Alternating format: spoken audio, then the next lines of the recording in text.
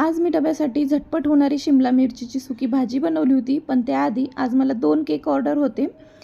तर त्यातला पहिला केक बनवून घेतला मी. बेस बनवला होता. नंतर पर्पल कलरमध्ये अशा प्रकारे आयसिंग केली. कस्टमाइज केक होता हा आणि खूप सुंदर झाला होता. बटरफ्लाय लावले होते मस्त त्याच्यावरती.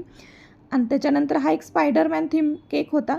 तो सुद्धा छान बनवून घेतला आणि ते दोन्ही केक तयार झाले होते. आता बघूया शिमला मिरचीची झटपट भाजी. कढईमध्ये तेल घातलं, जिरं, मोहरी आणि कांदा घातला. कांदा फ्राय करून शिमला मिरची घातली, मीठ घातलं आणि मिक्स केलं. आता झाकण ठेवायचं आणि वाफेवरती शिमला मिरची छान मऊ करून घ्यायची आहे. सुकी भाजी बनवतो त्यामुळे मी पाणी न वापरता वाफेवरच अशा प्रकारे शिमला मिरची मऊ करून घेते. नंतर शिमला मिरची मऊ झाली तेलात की मग त्याच्यामध्ये लाल तिखट, हळद आणि शेंगदाण्याचं भरपूर जाडसर कूट घालायचं. पुन्हा एकदा झाकण ठेवून वाफ द्यायची, कोथिंबीर घालायची आणि झटपट होणारी शिमला मिरचीची भाजी तयार झाली आहे. डब्यासाठी एक चांगला पर्याय आहे आणि झटपटसुद्धा होते.